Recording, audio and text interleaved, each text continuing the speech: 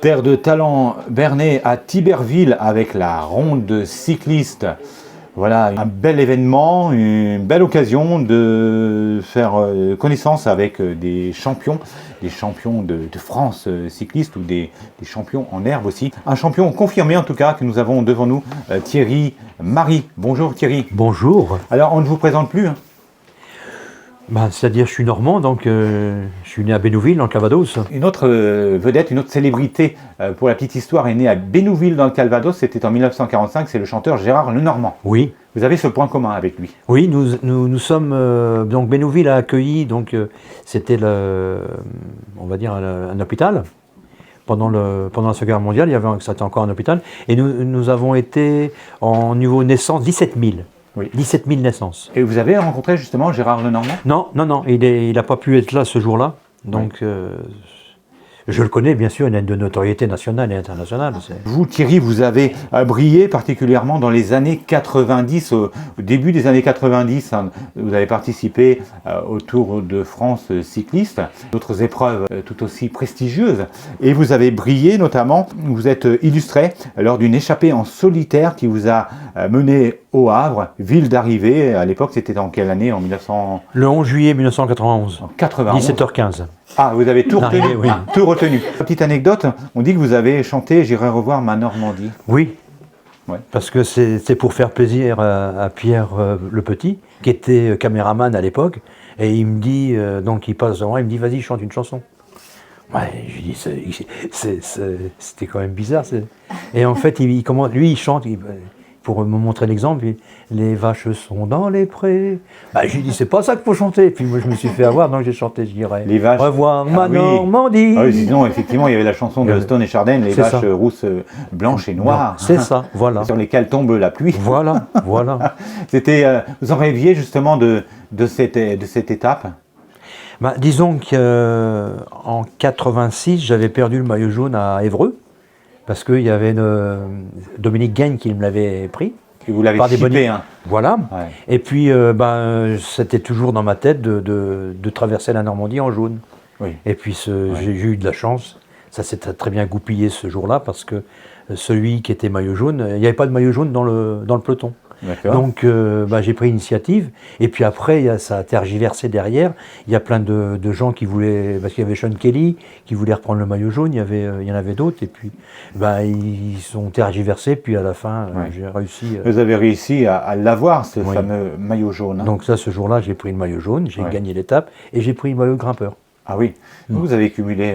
Donc c'est pour la petite anecdote, parce que... Bon. Vous avez été accueilli donc, au Havre en vainqueur, c'était génial.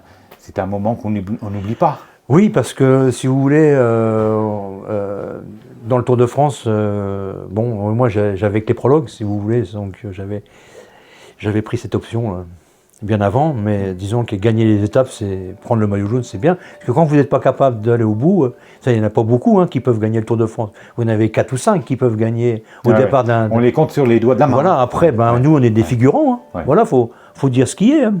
Ouais. Donc après, quand vous êtes maillot jaune une année, vous avez gagné votre pari, quoi. Ouais. Vous avez couru aux côtés de Claudio Chiappucci.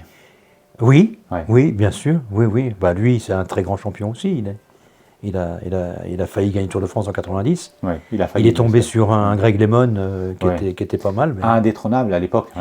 C'est-à-dire Greg LeMond, il avait pris une sacrée leçon avec Bernard Hinault, parce que Bernard Hinault, il n'avait pas fait de cadeau en 86. Il avait mis une toile. Et il a réfléchi. Et c'est ça les grands champions. Ouais. Ils cochent toutes les cases pour gagner le Tour de France, parce que on a quand même pas Jérôme Pinault, mais non, ni Cédric Pinault, parce que les Pinault, il y en a eu. Aidez-moi, celui qui a failli gagner le Tour de France en 2019. Thibaut Pinot. Merci. Et Thibaut Pinot, c'est dommage, il aurait pu gagner le Tour en 2019, mais il lui a manqué un petit truc, si vous voulez, le stress ou je ne sais pas, parce que un champion, ça se construit. Pour gagner le Tour de France, et si vous manque une petite virgule, vous êtes foutu. Hein.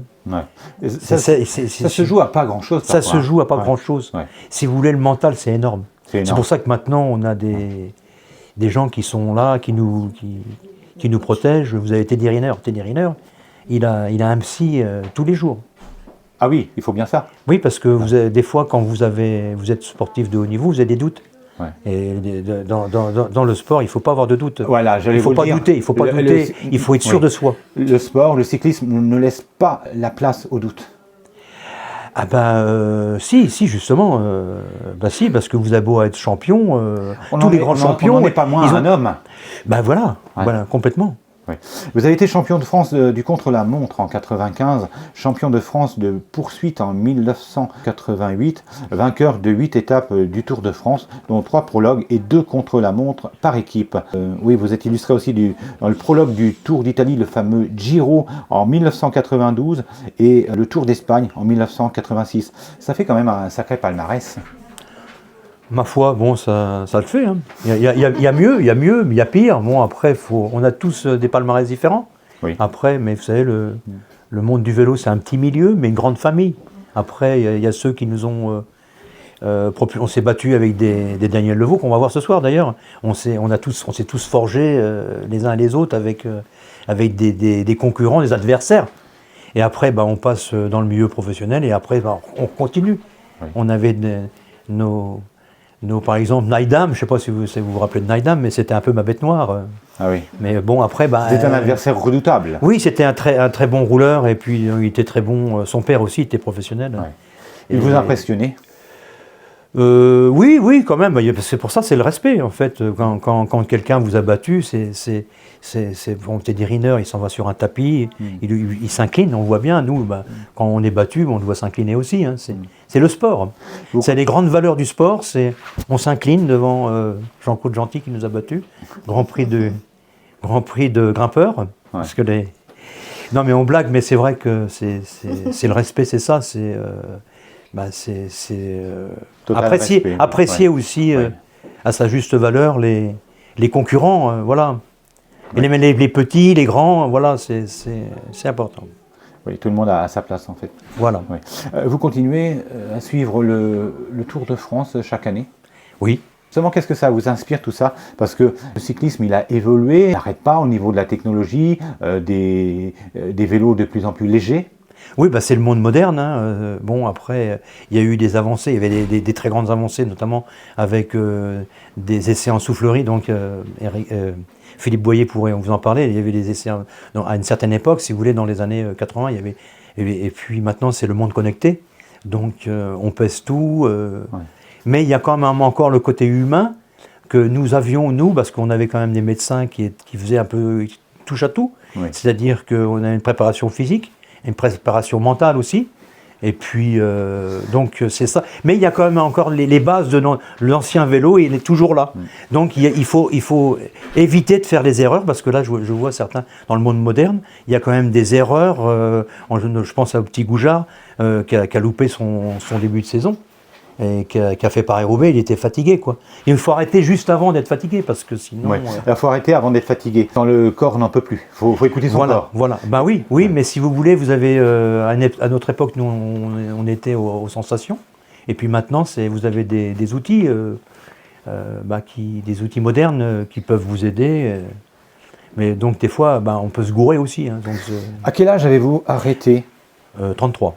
33 ans, c'était l'âge idéal pour dire après, stop. Vous savez, les baroudeurs, ceux qui tirent dessus, ceux qui ne restent pas dans le peloton, je veux dire, ils dépensent plus d'énergie que ceux qui sont comme Cavendish. Je ne vais pas lancer une peau de banane parce que c'est une variété de banane, mais Cavendish.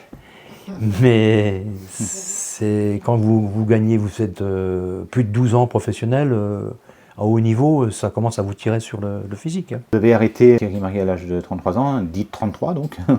33 docteur. Oui, et vous avez été par la suite chauffeur d'Henri Sagny pour la reconversion. Oui. C'est un bon souvenir, ça. Oui, parce que Henri, c'est quelqu'un qui est près des gens, on s'est amusé, puis on est suiveur.